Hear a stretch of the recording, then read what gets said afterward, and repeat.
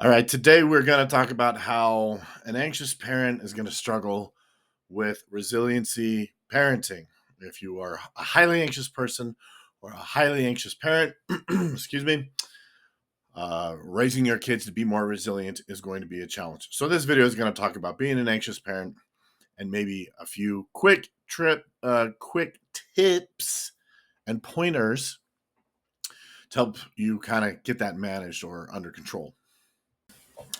If you are new here, my name's Scott. I am a licensed therapist here in the beautiful state of Utah. The hot blustery today. That's what it is like today. There's a quick Utah weather update. But I am a licensed therapist.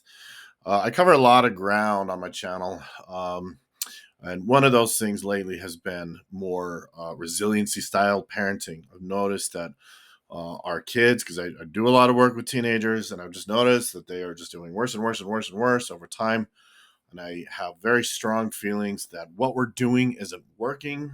Our approach to parenting isn't working. I know a lot of people will agree with me that kids need to be more resilient. That's maybe a nice way of saying toughen up a little bit. Kids need to be able to face challenges, overcome challenges, instead of just falling apart and collapsing at the first sign of trouble. And I think maybe the most important thing the parents need to understand is that you're the one who holds the key. Okay.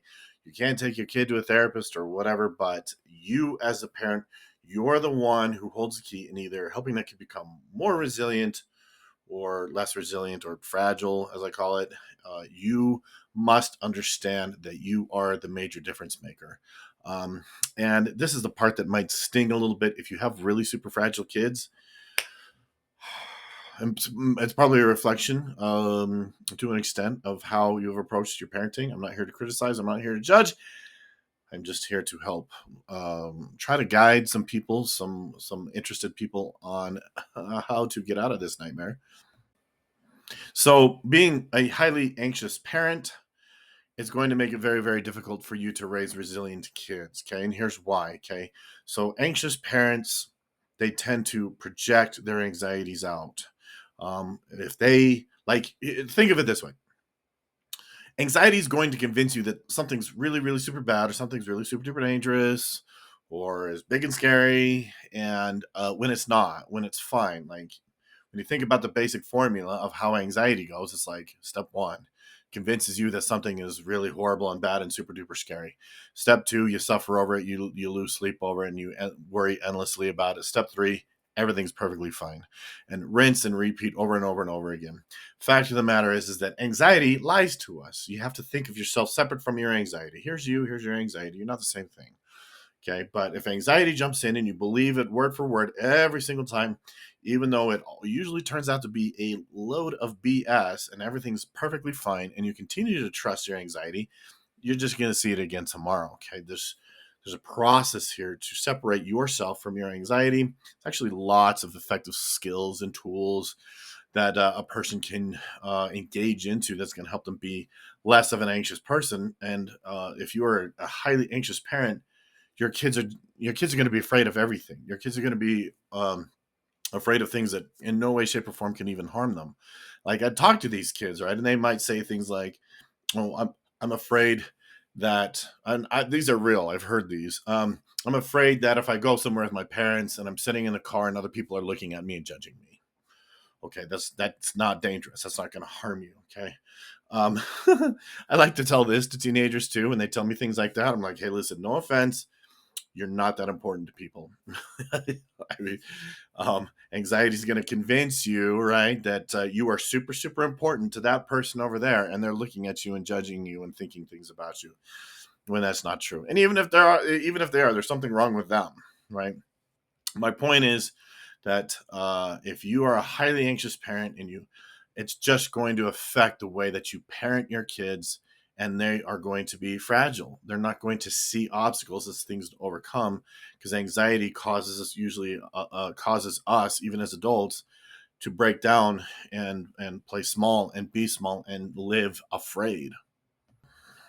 And we live in a very anxious culture, very, very anxious culture. We've just our collective rates of anxiety are just gone through the roof. It's in the water. if you want your kids to be resilient, you have to understand that anxiety is directly working against a person's ability to be resilient. Okay. And so again, this might mean that you need to take your anxiety head on as well. In fact, I'm betting that in a lot of cases, a lot of the parents that will hear this are dealing with a high, just their own high levels of anxiety, and it's just going to naturally translate down to your kids. So one of the basic foundational things to help your kids be resilient or parent in a resilient way is to take your anxiety head on. Okay, instead of listening to it and trusting it, right? Because anxiety says, "Oh, that thing over there is big and scary and dangerous," and so we just run away from it rather than like, how can I face it? How can I confront it? How can I confront it? How can I solve a problem? How can I adapt? How can I overcome?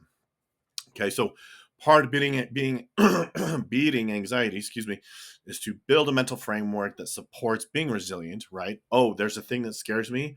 Okay, how do I look at it in these ways? How do I solve a problem? How do I face it? How do I adapt? How do I overcome? Right? Et cetera, et cetera, et cetera. And dealing with that, dealing with anxiety with that type of mindset is a resilient mindset. Okay. And that's what we want to teach to kids.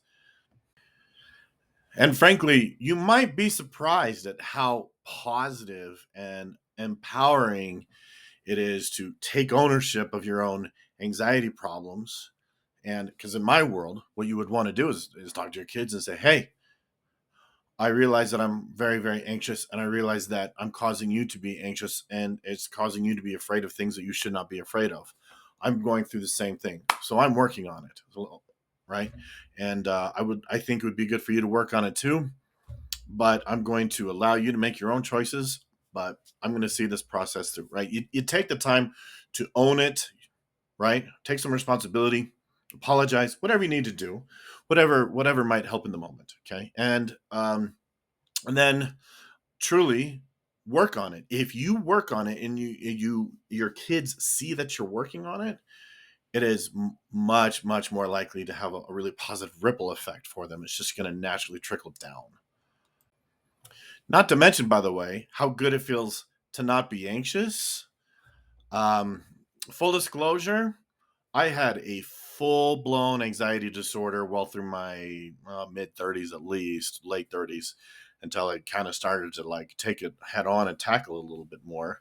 Actually, most of my 30s, now that I think about it, I rarely have anxiety issues anymore. Like my anxiety is mostly gone. It's mostly non-existent. I have a little bit of anxiety from time to time, but I have the skills and I have the know-how so that it doesn't cripple me and just cause me to shut down. And if so, I say that because like there's sort of this general attitude these days that anxiety is just something that you have to live with.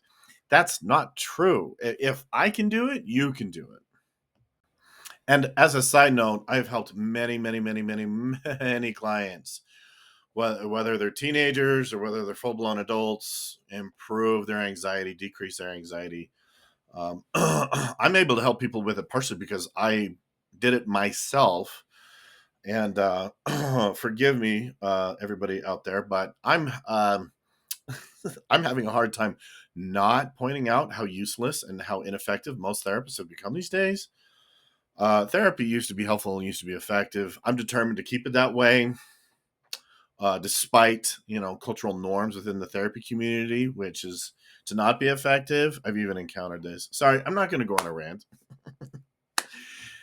I actually heard a presenter say that it might be unethical to actually help people get better in a training, and I was like, sorry, I'm not going to go down that tangent. You can improve your anxiety. I super duper promise it's possible. Again, if I can do it, you can do it. I help people with this all the time.